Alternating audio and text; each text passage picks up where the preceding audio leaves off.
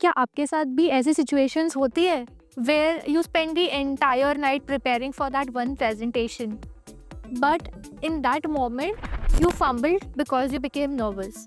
So this is not because you forgot it. इसमें भूलने की कोई बात नहीं थी. It happened because you were not confident enough. So this happens with a lot of people out there who know their stuff. They know that they are expert in it, but when it comes to presenting to someone, they forget it. This is because they have mental barriers.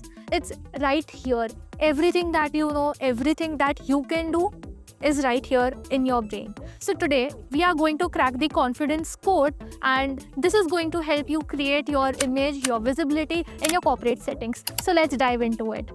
The very first thing when it comes to cracking this code is getting prepared.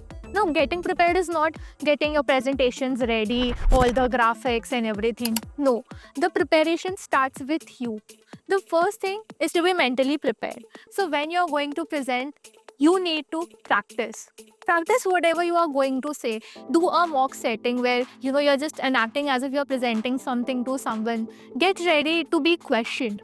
Because a lot of times we know our content, whatever is there in the presentation, but we miss out on the fact someone might have some questions, so we need to do the extra research as well. So the first thing is preparing through mock practices. Look in the mirror and practice with yourself. The way you speak, the way you sound. Also, it is very important to be comfortable at looking yourself in the camera. Some people, they feel if they give out expressions, they become too conscious of the way they are opening their mouths while speaking and the way they smile. So all of these small elements are creating a mental block towards your confidence because you're not comfortable with the way you're looking. The second thing is the power dress up.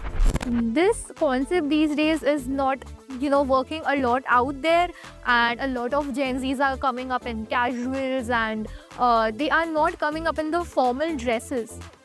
So here's the shift that has happened. When you dress up casually, you have a laid back personality because the casual attire is something that you relate with your home, which is a relaxed environment.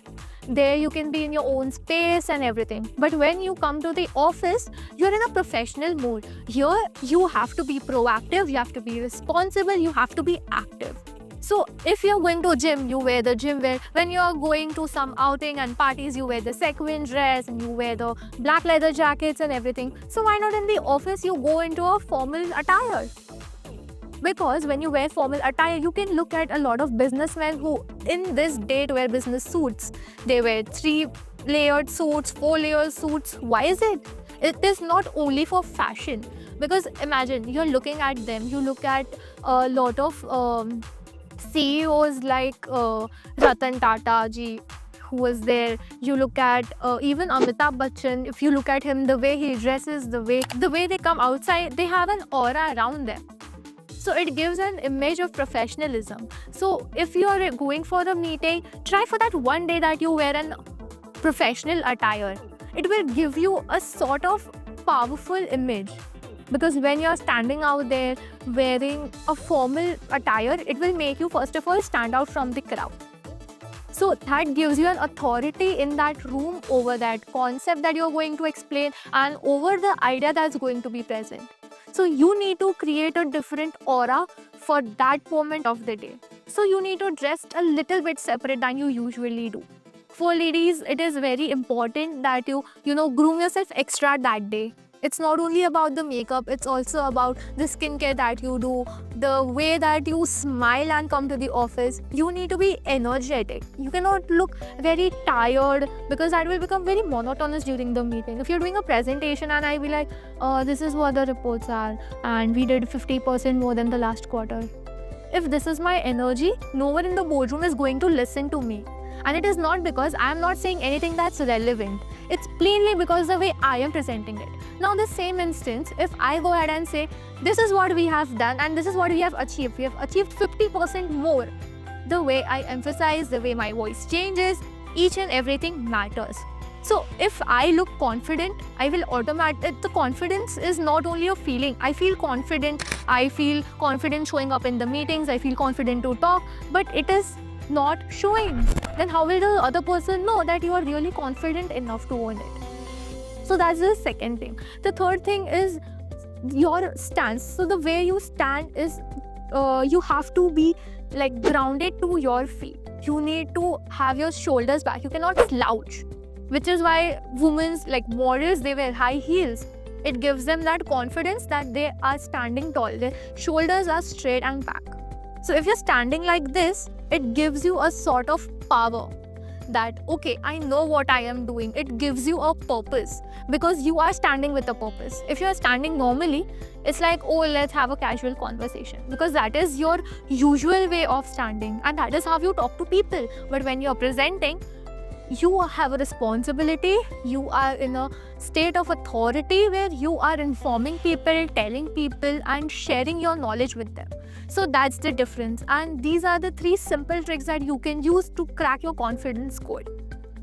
So those are the mental barriers that we go through. So after you are done clearing your mental block by practicing, you have already, gotten into your power suit, the next and most important step is using your words correctly.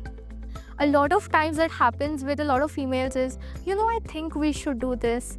Maybe we could do that as well. Yeah, this seems fine. Now, these words are little bit weak. They do not hold power. What if I say the same words, the same sentence articulated a little bit differently?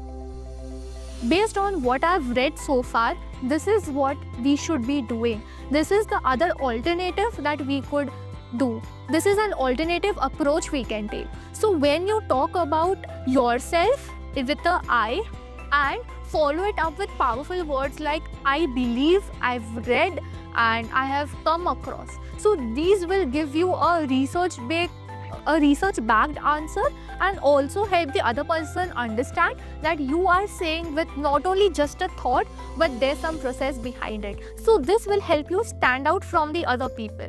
So if you are someone who's a fresher, who's like feeling underconfident, presenting in meetings, do go through this video, share it with your friends who need it, and don't forget to hit the subscribe button. If you're someone who's going through this feeling of anxiety and nervousness before presentations and you need someone to talk to, you guys can anonymously join my community, the Mind Detox Lab, which is a safe space where people like you who are going through the same thing come out, talk about it, and we help you progress in your growth. So don't forget to join our community and hit the subscribe button. I'll see you in the next video.